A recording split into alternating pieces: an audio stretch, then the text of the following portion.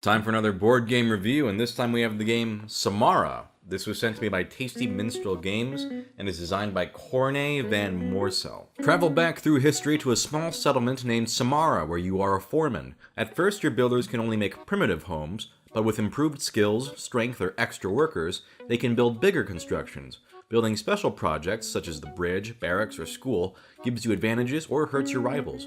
Who will be the most prestigious foreman of Samara? Let me show you how to play. So in Samara, you have your game board up here. This represents all the buildings you can build. They're randomly determined at the start of the game. There are different tools you can pick up. And then down here is the time track, which tells you which month you're currently in. All players get a foreman board. This tells you all the different effects of the buildings. It's also where you keep your tools and also where you store your pawns that you have not earned yet. Each player starts with one female worker and two male workers in a double unit. The first player is always closest to the board, so the first player would go here, then the second player, and then in reverse order you would put your double male pawns in reverse order that way. Now on your turn you have four possible actions. You can get a tool, get a new worker, build a building, or take a vacation. And whoever's pawn is currently closest to the board, that's whoever's turn it is. So for getting a tool, for most of these building projects, as you can see, you need specific tools in order to build them, which is shown below here. Throughout the game, you can collect 6 tools: 2 saws, trowels, and glass tools. The saws are easy, you just get 2 of them. Mason skills are a little bit trickier. If you get one of these, then the other one has to be one of these. And with glass tools, you have to get the A tool first, and the second one you get must be the B tool. Every column in the game board represents an in-game month time for one of your workers. As you can see, each month corresponds to a different row. So if I wanted to build a building or get a tool in this row, it would take 2 in-game months from September to November. Rows represent labor strength. As you can see by the people on the side here, this determines how many workers you need or how much labor strength you need in order to do an action in that row. Every single pawn worker has a labor strength of 1. A double pawn worker, where they're bunched together like this, has a strength of 2. And so your workers can work together to boost up their strength. 3 pawns together would be a 3 labor strength. So let's say I wanted to get this trowel tool up here. I would need 3 labor strength, and it would be 1 month's progression. So what I could do is take my workers. This is a labor strength of 3. That means I can pick up this tool and add it to my inventory. Now, if there were any other pawns already in that month, you would have to move your workers behind them in order. Because remember, whoever is closest to the board is always the one who's going to go first in the next turn. So if you ever have more than 1 worker in the now section, you are allowed to move any number of them forward to a month in order to boost up your labor. And so if player 1 picked up this trowel tool, they would place it on their board. If you want to get a new worker, you have to use a woman worker. And so what you do is you take that female pawn and you move it to the farthest time track's pink space. Then you can pick up one of your pawns from your foreman board and put it next to her.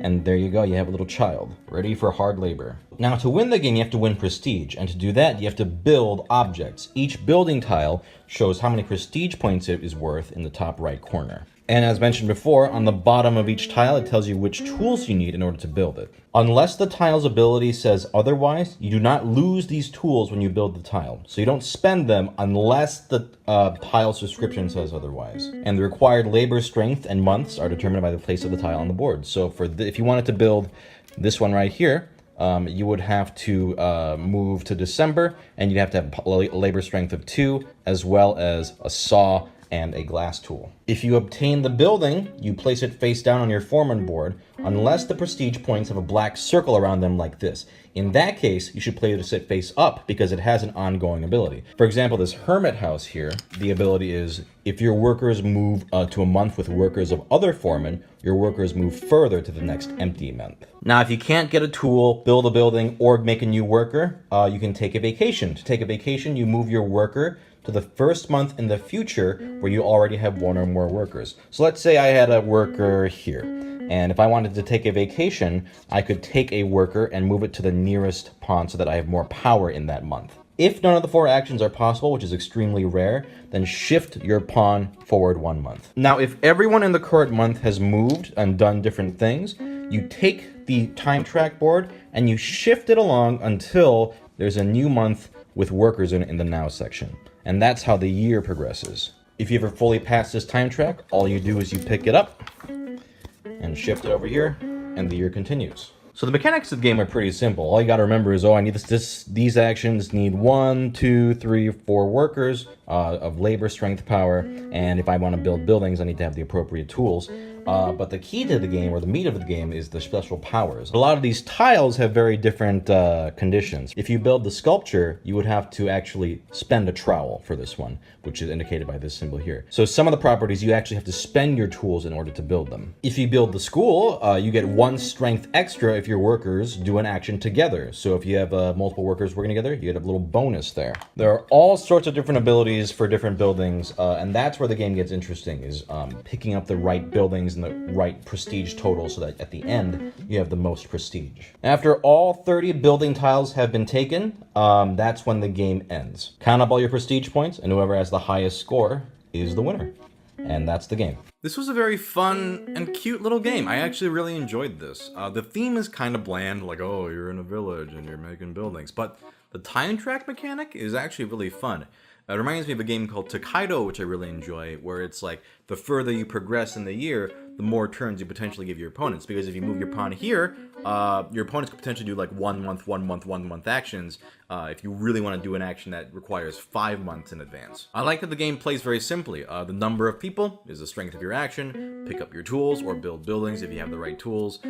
Those 4 actions are very clear cut and very easy to understand, which I like. I also like that everyone has a nice key of all the different building advantages and stuff like that. If you're going to have symbols on all the tiles, then you really need something like this. Usually I complain about that, but with this guide, it actually works really well. You don't have to constantly flip through the rule book or check, or what does this one do? What does this one do? Everyone's got their own perfect little guide. Just look at the picture, look at it, bam, tells you exactly what it does. So that's great. The special powers are really satisfying. Like there's a university where for obtaining buildings or tools, one of your required tools can be a different tool. So it's almost like a wild card for one of your tools. Some of them like hurt other players, like each other foreman loses a tool. There's a lot of different ways that you can kind of affect other players as you play. It's very, very fun. It also makes you feel like you're powering up with every tool and every upgrade of every building you're getting. It feels nice as you progress. It might be a little bit too straightforward or simple, but it's a short game and it does not overstay its welcome, which I like. It's a perfect length. The box says 40 minutes. I think you can even play it in less time than that. Overall, I enjoyed this. It's like a nice little time track calendar game. It's fun picking up buildings and tools and progressing through the months. It's really cool. So I recommend it. Good shit.